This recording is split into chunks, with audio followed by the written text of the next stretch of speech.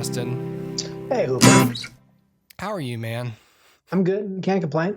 Just trying to survive the quarantine. Yes. What's been your toughest challenge in the past week? Oh, dude, I can't even get on a regular sleep schedule. Really? Yeah, I'm all kinds of off, and there's no course correction. It seems. Yeah. My wife's gonna have to go back to work soon, Oh, okay. and so she's like, obviously she's gonna need to get back on a normal schedule, and I'm like, oh my gosh, like I don't know, I may just have to like go to sleep when I can, Yeah. I'm just off, dude. But yeah, I mean, other than that, everything's fine. It's just a matter of like, at this point, I'm like, what, 4 weeks in, and I'm like, I'm kind of out of things to do. Like, I mean, I can watch movies and watch and like play video games and stuff, but I'm just kind of like not feeling that anymore. Right. And so I'm like, help, What should I do? help me. Help me whittle the time away. I guess I need to take up sewing or something. Yeah, we're at the point now where we've had to start cutting our kids' hair.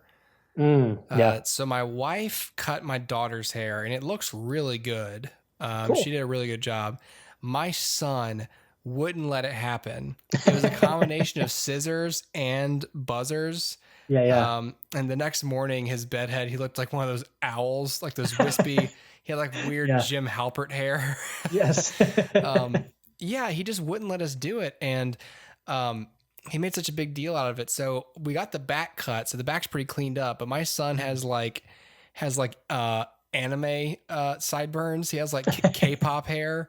Okay. So he has like pointy sideburns like halfway down his cheek, pointing towards his mouth. And so we cut the back, and the back's all trim, but we couldn't get around his ears. So those things are just they're like giant arrows pointing down at his lips.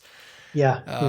And wow. He won't let us, we can't even, he's so strong. You can't even like just sort of force him down and buzz cut his hair.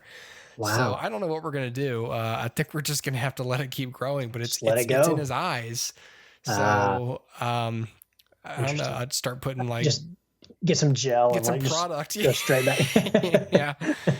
So, that's been a chore for sure. Yeah. That was so hard. God, it sucked. No, I can imagine.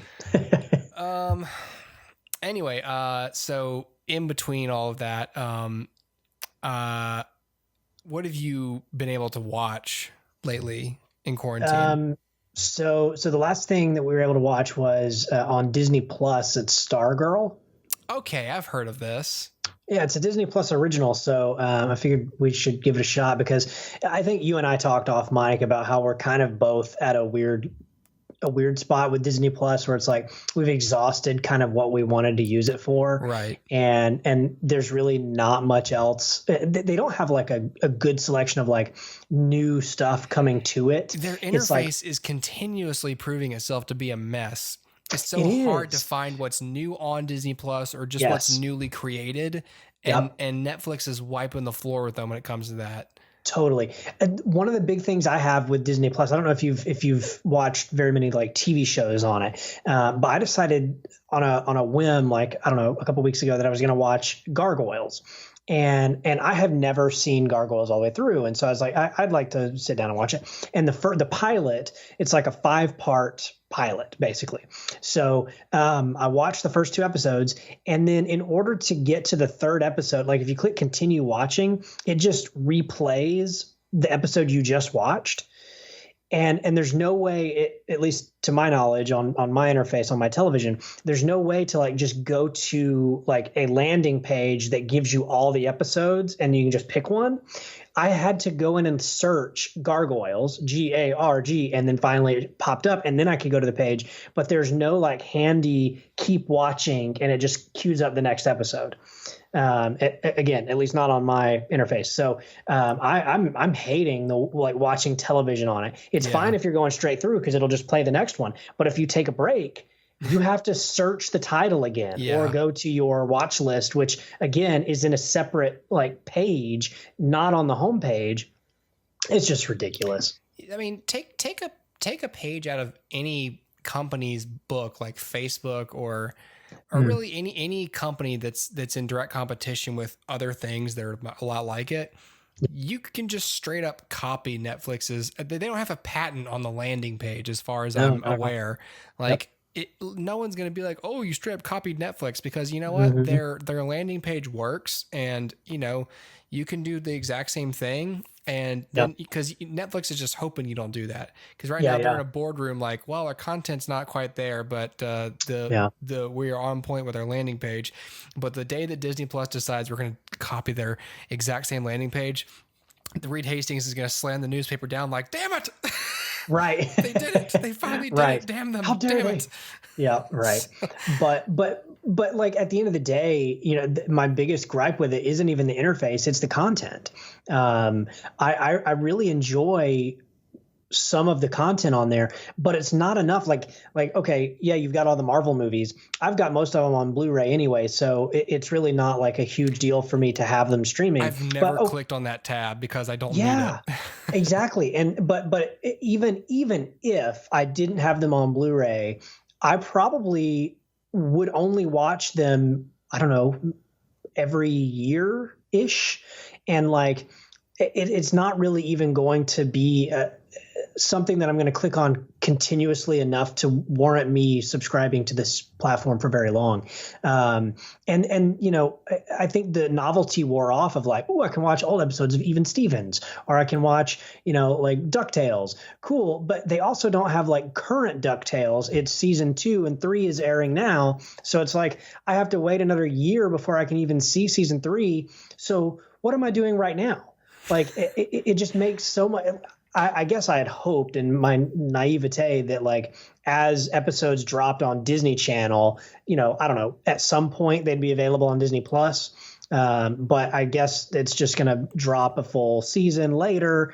But I don't know. The whole thing's just kind of wearing on me. Now, I'm looking forward to Mandalorian season 2 and that kind of stuff will keep me around. But I don't know.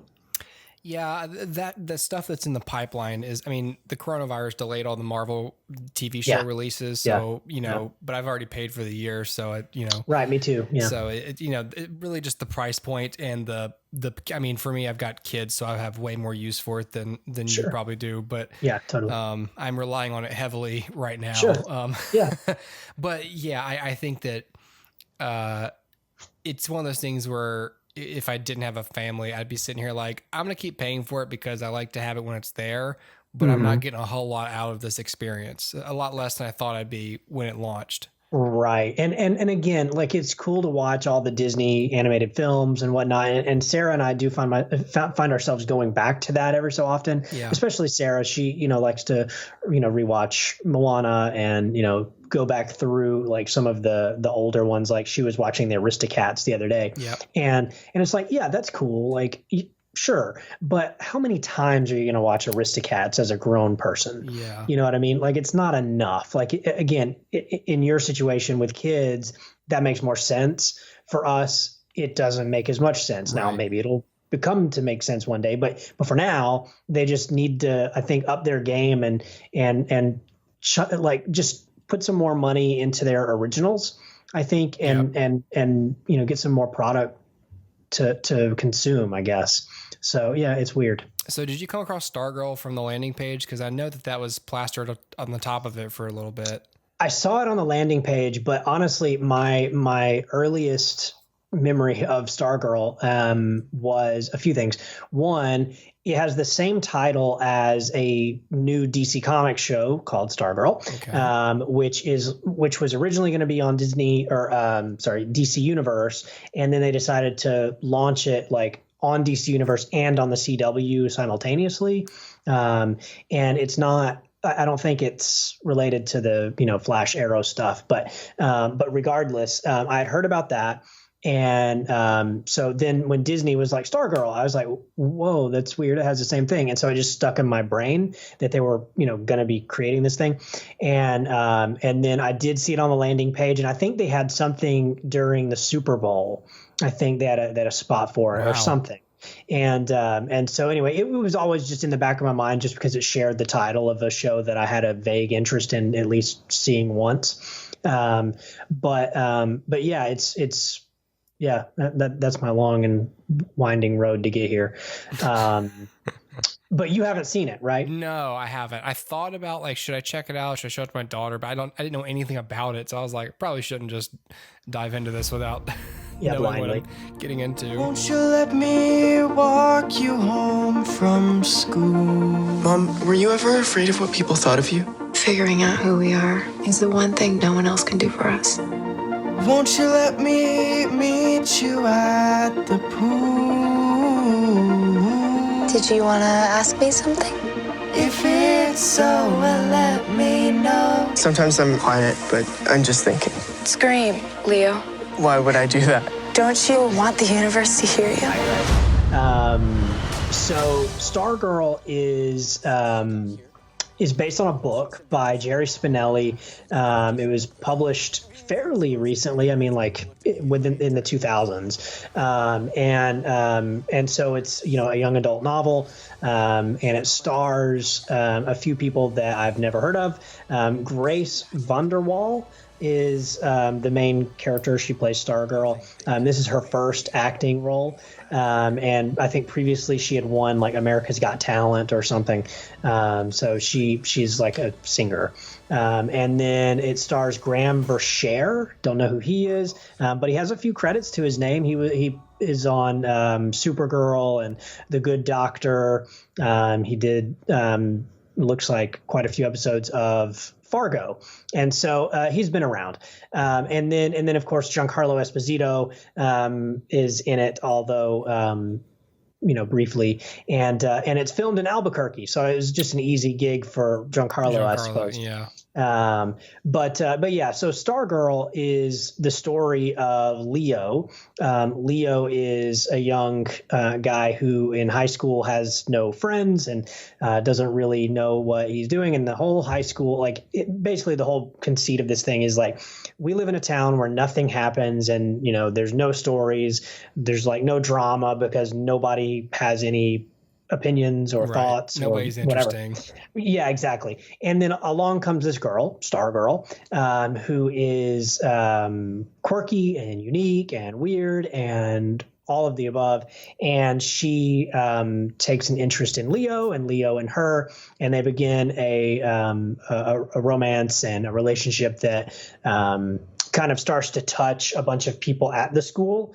And then like her magic kind of spreads throughout. Like that's the general plot here. Okay. So the film is at least for me, it's an easy watch. Like it's not a challenging movie. Yeah. It doesn't require anything of you. It's more akin to like those old Disney movies like that we grew up on, like a Disney Channel original movie, right? Like it's just an easy thing to watch. Although the production value here is, way higher than a DCOM. But that's kind of what it is. And so it's sort of, one of those fairy tale kind of things, like, I don't know, the 13th year or Luck of the Irish or whatever. Right. And it just happens to have like, theatrical level production value. Huh.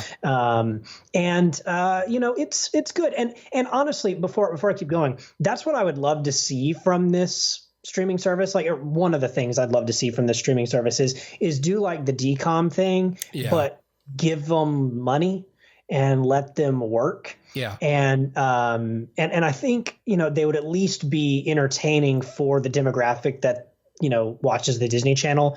And then they would, I think, amuse the adults who watch with their kids. Well, I think that half the problem with the DCOMs back in the day, I sound so cool now because I didn't know that term. Mm-hmm. The thing with the DCOMs back in the day seems to have been lack of a budget.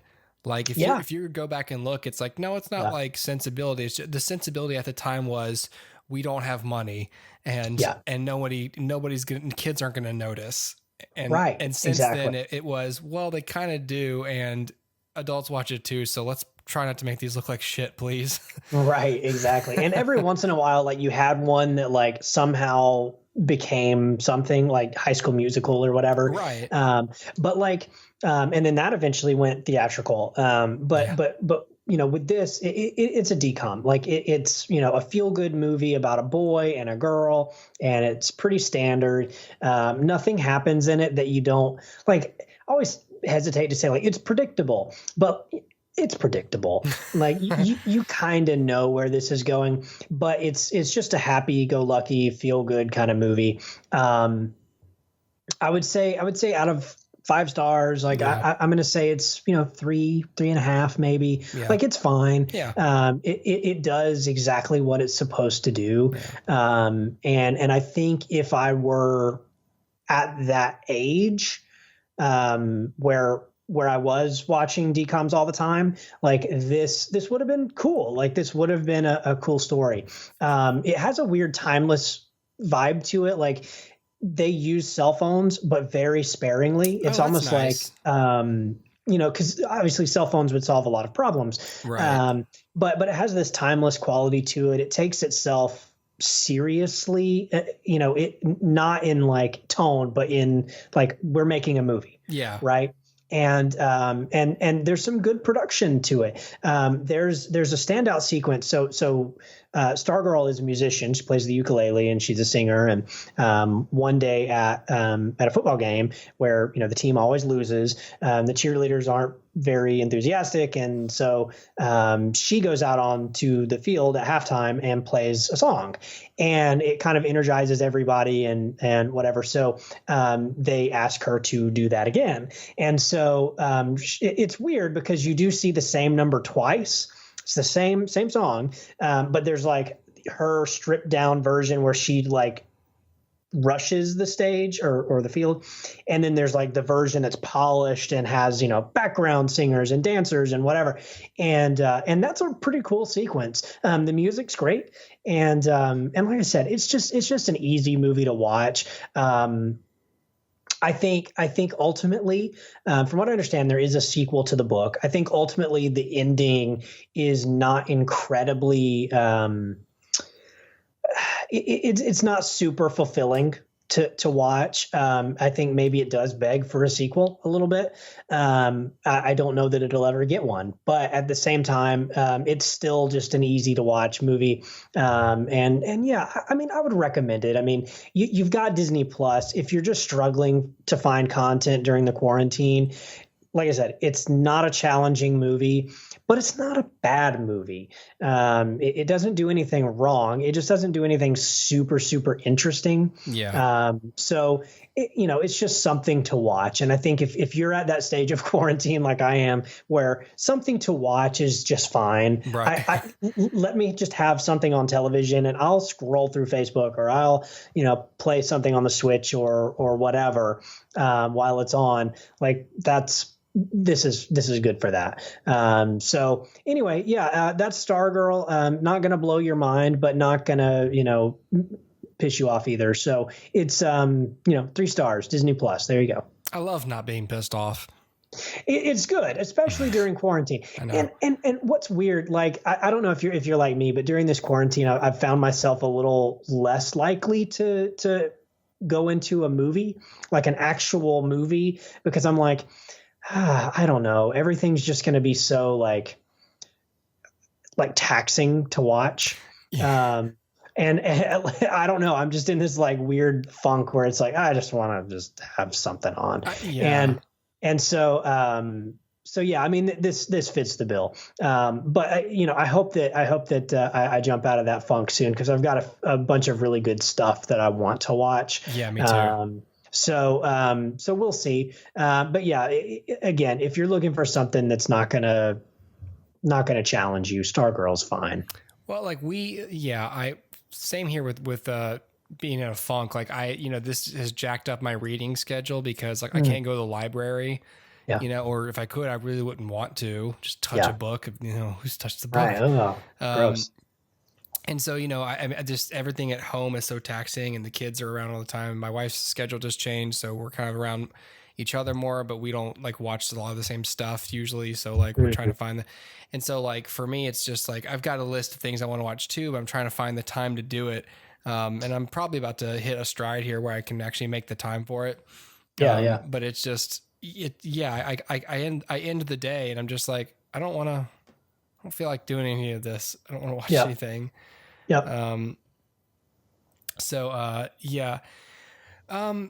All right. Well, speaking of the things that, we don't watch a lot of the same stuff together, my wife begged me to watch this show. And okay. So the show is Atypical. How was your session with your therapist today? She thinks that I should put myself out there and find someone to have sex with. She didn't say the sex part, I added that. I'm a weirdo, that's what everyone says. Sometimes I don't know what people mean when they say things. Sam, people on the spectrum date, you know. Girls don't really notice me at all, and I'm not great at picking up signals. She's smiling right at you. You need to turn that down like 70%. Tracy. She asked me to watch it, and it's about the main character is an autistic teenager. Mm-hmm. And so we love Parenthood, and Parenthood heavily features a character. It's an ensemble cast, but just like this. But I wouldn't say Max is the main character of Parenthood. It's a pretty equal billing, of the cast. But Sam is the main character of Atypical. Okay. So, but still, it's like okay. I think I was hesitant to watch it because I didn't want to watch anything too much like Parenthood. But also, some prejudice against like my wife's taste. Like she doesn't tend to watch shows that I would watch. I'm enthused about. Yeah, because it's sort of the real talk. It's sort of the downside of having opinions about art. It's like you find yourself unable to enjoy just quality time because at least I don't know if most people find themselves. I don't know if maybe nice people don't have this problem, but I'm sitting here like it's hard for me not to like critique something structurally or creatively because that's what I like to do, and that's what enables me to enjoy great things. Yeah. And I'm someone who watches blockbuster movies. Like I'm not an art snob, Yeah. but I still find myself being a snob about some things. I think I'm in the same boat, and here's what I've boiled it down to for me. If I didn't have the idea to watch it, I'm going to be more critical about it. Right. And so it's this weird inception thing where you have to make me think it was my idea to watch this, and then I'll enjoy it. So we started watching Atypical, and so this is 3 seasons on Netflix right now. I think there's a 4th and final one coming next year. Okay. I'm not sure how their production's being affected by all of this. Sure. But the show, so it's 3 seasons, 3 short seasons, like 8 or 10 episodes. It's created by a woman named Robia Rashid, and her work, as much as I can tell from what I recognize, is other than writing on Will and Grace and stuff, she was a writer on How I Met Your Mother, became an supervising producer, executive produced the Goldbergs for a couple seasons, and then went off to create Atypical. So the show stars half of a cast I don't recognize and half a cast I do. We've got Keir Gilchrist, Bridget Lundy Payne, Michael Rappaport, and Jennifer Jason Leigh being the main family unit. And then a bunch of other actors that I, for the most part, don't recognize. Almost entirely a fresh cast to me. And the premise of the show is that Sam is 18, and his whole premise is he wants to find a girlfriend. And so when the premise was told to me, I was like, well, that's stupid. That's a stupid, very simplistic, that is the inciting goal of the series is that what it really is Sam has, is a very high functioning on the spectrum. But like anyone on the spectrum, he's got some social, issues, but he has the same wants and desires and needs as, regular teenagers, which is he desires connection. He desires love. He wants to find somebody who understands him and connects to him. And so he wants to find a girlfriend, and his coworker, I can't remember that guy's name. His coworker is one of those like stereotypical, womanizing best friends, making jokes about body parts all the time. And so of course he's going to sort of steer him in some predictable directions. But the show is mostly about Sam desiring to find a girlfriend, and at the same time, his parents, deciding, it's time for us to sort of step back a little bit and let him kind of start to become an adult. Because we've we've been really careful with him for a while, and it's time for us to take a step back. And then these characters are all dealing with their own stuff and all that junk. So, I didn't write down my rating for the show. I would say out of 5 stars, I would put Atypical right now at 3.5. Okay. And that's after 3 seasons, the bulk of the show. The show gets better as it goes. It's not a dumb show. So that's my first recommendation. The show's not dumb. So there's that. It begins in some familiar area. It has to find itself, I guess. Sure. So there's things like, I really hated his best friend. I was like, that guy's annoying. Like, everything he says is like, yeah, we're going to take her to Pound Town. It's like, please. Right. Please write some better jokes for this guy. But over time they develop these characters, and look, I have to state, just for my own credibility, but also just for people who may want to know, and for you, Dustin, like, this is not Friday Night Lights. This is not, Parenthood. This is not, these dramas that I would go watch again in that single way. Sure. But it's a really solid show. It won a Peabody Award in 2018, which is like, the award that's like supposed to be like the most socially or intellectually enlightening and, illuminating. So it's obviously about its portrayal of autism spectrum disorder and,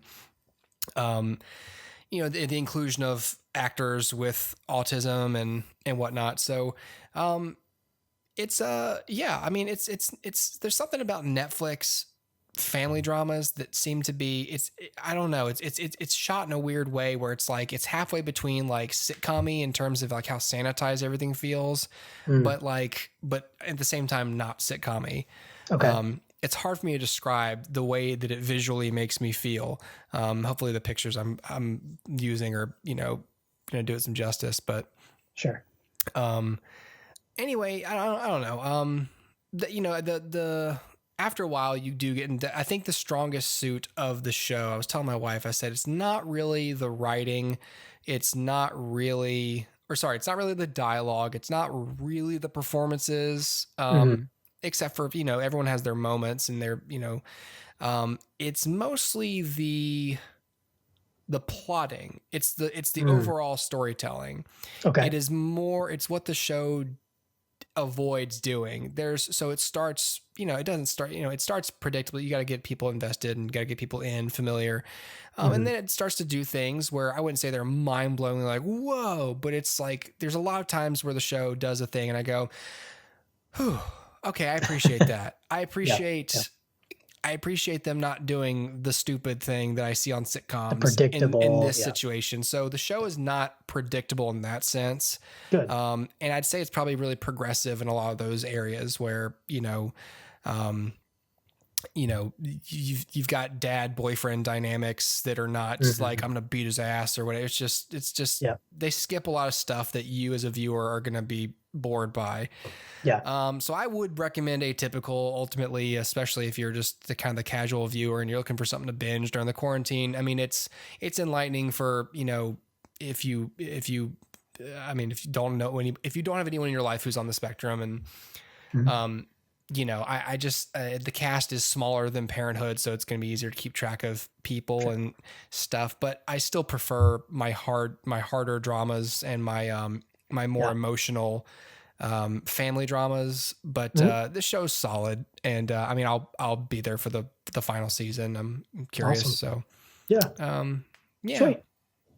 Well, that's good. I'm glad to hear it's not awful. Right. I've been spending my time just wasting it. No, it's not. Okay, cool. It's not. It's just, I really want great shows, and I wouldn't call it a great show. Sure. But it's a pretty good show. It's okay. There's nothing, I don't know. I'm walking that stupid line where I'm trying not to compliment it too much, but I'm trying trying not to compliment it too much. I'm trying not to go, well, it's not that great actually. I don't know. Right. It's a solid show, and it's, it does a lot of things right. It just is flatter in other areas where I wish it could have been greater, but sure. I'm asking too much of the vision at that point. That wasn't what they're going for. Sure. So, Yeah. it's a lot more dramatically rooted than comedically rooted. So, Okay. Gotcha. I would say, I don't know. Sure. But the characters are solid. Sweet. Yeah. I want to bring up, do you enjoy these little Reddit things? Yeah.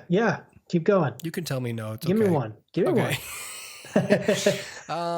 I was reading the Better Call Saul Reddit the other day. Oh, really? I guess it was yesterday. And man, that gets they get in the weeds, man. I know, it's so crazy, but it's so what I love about Reddit. As with other things, I'm very late to Reddit and saying, Sure. hey, you know what? Reddit's great. If you haven't checked Reddit out, it's the bee's knees.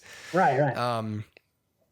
But there's great stuff on here. So I of course follow like the R movies, the movie subreddit, and so people ask generally honest questions that you can't just I don't typically find on a Google search. And they're just nice discussion starters. So I want to, here's a good one. Okay. What is your least, come on, load. What is your least favorite scene in your most favorite movie? So I'll give you a few ideas what you think. So once the person said, I consider Jurassic Park a perfect movie, but I had to nitpick. It would be the scene with Lex and the computers. Tim isn't busy with anything while Grant and Sattler are blocking the door, preventing the velociraptors from getting in. There's a gun on the floor and they're trying to reach it with their legs while Tim is just standing behind Lex. Yeah. Accurate. Yeah, let me see. And then they're talking about Ellie doing all this stuff. So let me see. The bullet reconstruction scene in The Dark Knight, such nonsense just to bring us to the mayor assassination scene.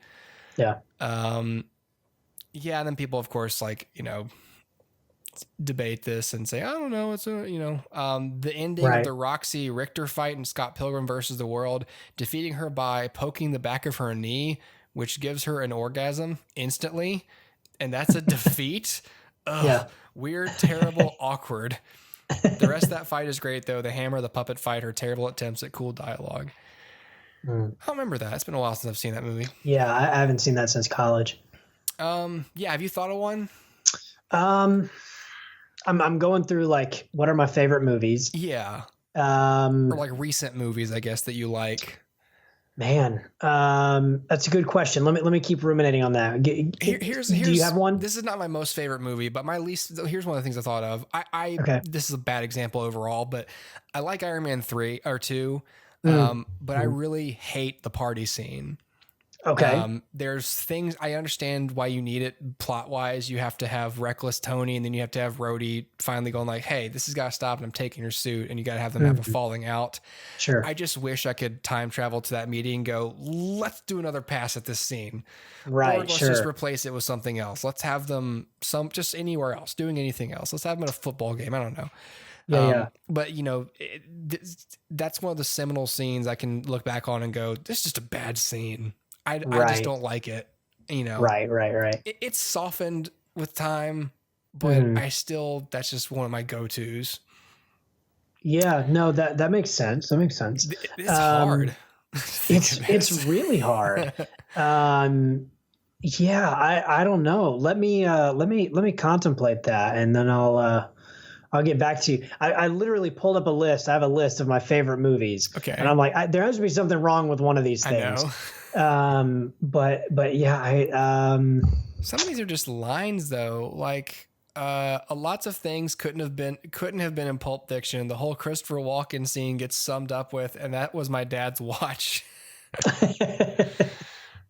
Yeah, I don't know. This is hard. I can't think of one myself. I don't know, man. That's hard. Okay. The Ewoks beating stormtroopers and throwing rocks at them. It's easy to pick on Star Wars, though. Right. There's a lot of garbage in Star Wars. Yeah, there sure is. Let me go to a different. This is my thing. Oh, no. Go back. Oh, no. Okay, here we go. Let me see. How about. Here's my saved things. Oh, guys, some of these are too hard. Like, what is the most iconic scene in cinema history? What is your personal favorite climax from a film?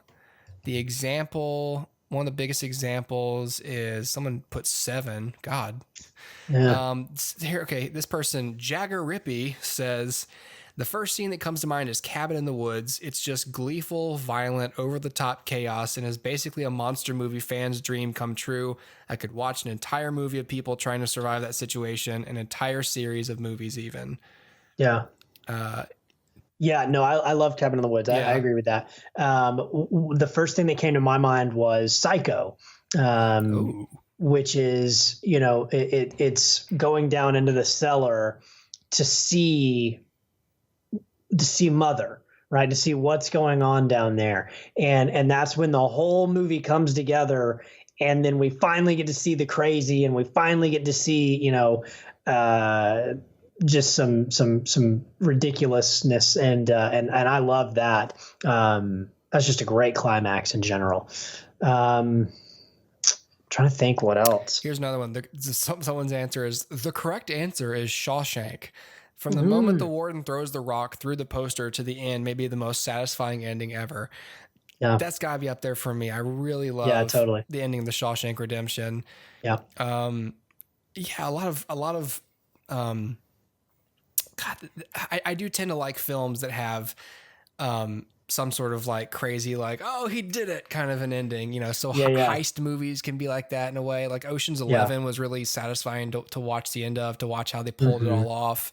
I don't know. I mean, like I obviously really love, the Avengers Endgame. I really just thought that was a satisfying ending. I love the climax of Lord of the Rings: Return of the King. I was gonna, that's what first came to mind when I brought up the subreddit was, I went back to last week talking about, but I can carry you. Right. Yeah, from then, like all the way in, it's just phenomenal. You've got the battles going on. You've got Frodo and Sam up in Mount Doom, and that's a great climax. Someone wrote The Prestige. Oh, another really good. That's a really good one. Yep. Let's see how quiet this is. Yeah, Good, the Bad, and the Ugly. The Thing. Oh, The Thing is a good one. The Thing is great. Yeah. Repo Man. I've never seen that. Yeah, me neither. Yeah. Ooh, that's a cool list. Yeah, no, those are some good. That's some good stuff. I love The Lion King. I love the the assault on Pride Rock, and Scar and Simba's final confrontation, and then the hyenas versus Scar, and then that super cathartic moment where Simba walks in slow motion up Pride Rock. That's beautiful. Okay, here's one more subreddit, and this will be our final one.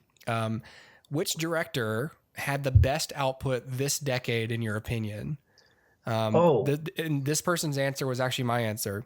So here's the full thing. I asked this as a means of reworking the cliche. What are the X best films of the decade? I also generally prefer to binge a single director's filmography if I like their style. So this provides me with good recommendations in that format. I like to do that if they don't have like a 30 film. You can't binge Ridley Scott, Yeah. The person said, to answer my own question in so many words, Denis Villeneuve. To direct 6 movies in a single decade, technically only 7 years, is an achievement in and of itself. However, for each of those films to be arguably standouts of the decade is a truly remarkable accomplishment. His best work of the decade, in my opinion, Sicario, is the finest example of a crime thriller I have seen. Absolutely riveting. Yeah. I definitely would agree. I don't know my answer to any of these, but I would say if I had to pick someone right off the bat, it'd be Denis Villeneuve. I would agree. I really love Sicario on the second watch. I love Prisoners. I love Arrival. Yeah. I can appreciate Blade Runner 2049. Yeah. And what was one of the other one? Enemy. Enemy was really just kind of entrancing. He's just so good. He's so deliberate. If you watch any artistic breakdown of what he does with every medium of, sound, color, music, everything, he's a master. He's just a true artist and one of the better recent auteurs. Someone else said Paul Thomas Anderson, but I don't know if he directed as many films. Not this decade anyway. What did he do? Like 2 films? Right. Yeah, 2 or 3. Yeah, but this decade, Denis Villeneuve probably is my choice. Yeah, I'm gonna have to. I'm gonna agree on that for sure. Yeah, people are excited for Dune. People are saying Damien Chazelle, Whiplash, La La Land, First Man. No. I've only seen Whiplash of those three. Yeah. But I have no interest in La La Land. Yeah, there's technical reasons to like something like that, but I mean, sure. I thought Whiplash was really cool. La La Land's fine. I didn't see First Man. Yeah, all these are about Denis Villeneuve. I'm shocked nobody has said Scorsese yet. He says Shutter Island. Was Shutter Island this decade? No, that was 2008. We were in college, so the latest it could have been was 11, but I think it was 2009 actually. Could be. Shutter Island, Hugo, Wolf of Wall Street, Silence, I Heard You Paint Houses. You pretentious person. That's not the name of the film. No, it's not. I'm scrolling past this. Yeah, leave it. Yeah. I don't know. It's hard. I mean, clearly we both agree. Denis Villeneuve. yeah, totally. Yeah, those are all great. I'm trying to think if there's anything of his I have not seen. But what's his earliest film? I will look that up. Here's the thing. I'm in for that Dune movie because I love him and people love Dune.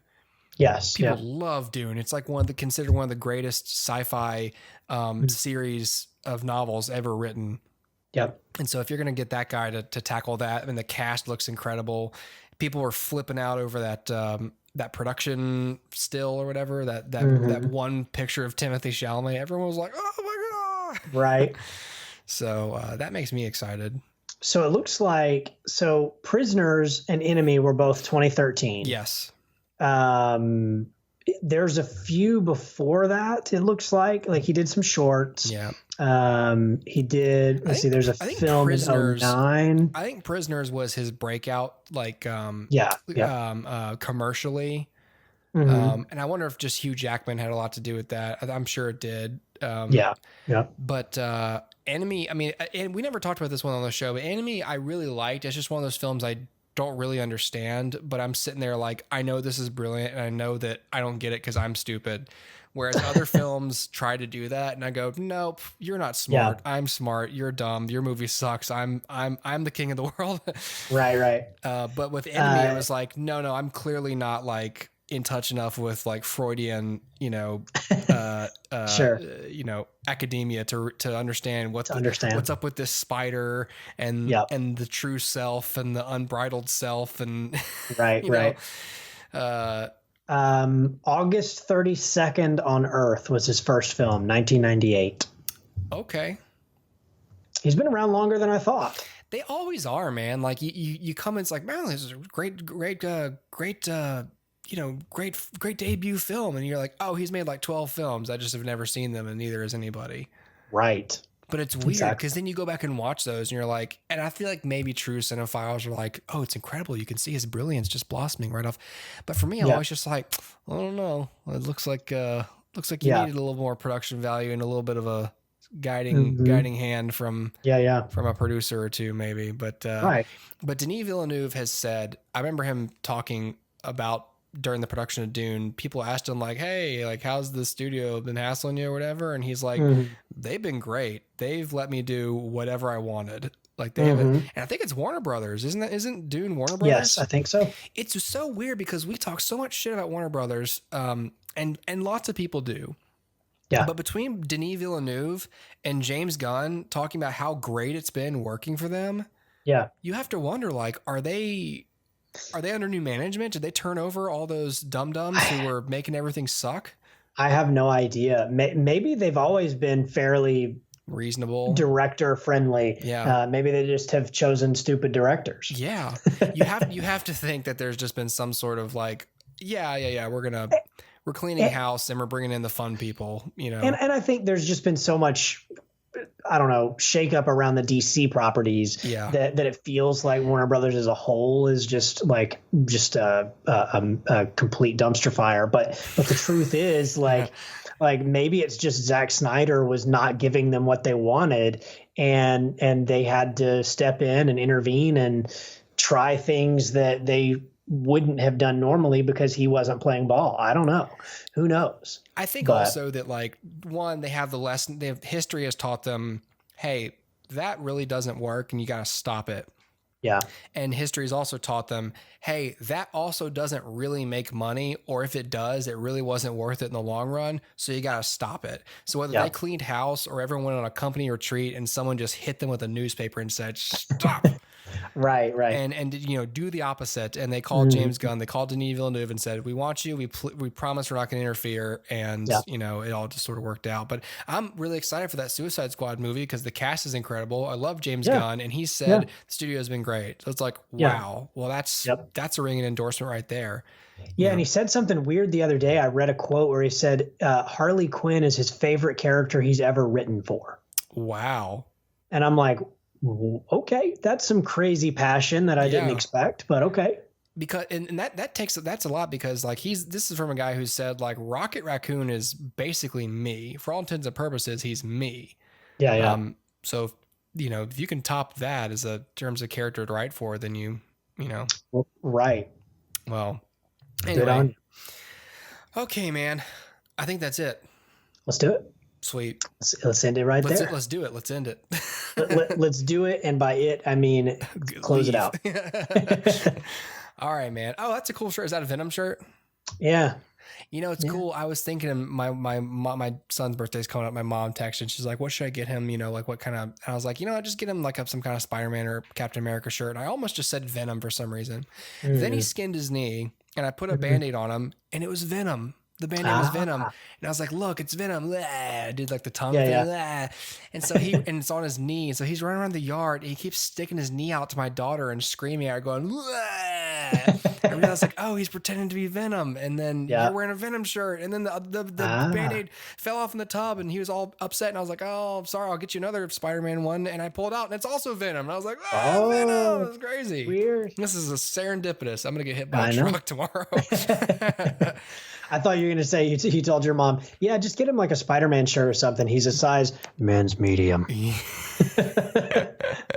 Like a turd. Like a turd. In the wind. In the wind. All right. And like a turd in the wind, we will blow away now. Or roll away. Yeah, right. What does it do? Is it like, I don't know what that actually does. It kind of rolls over. It's like a tumbleweed. Tumble turd. Good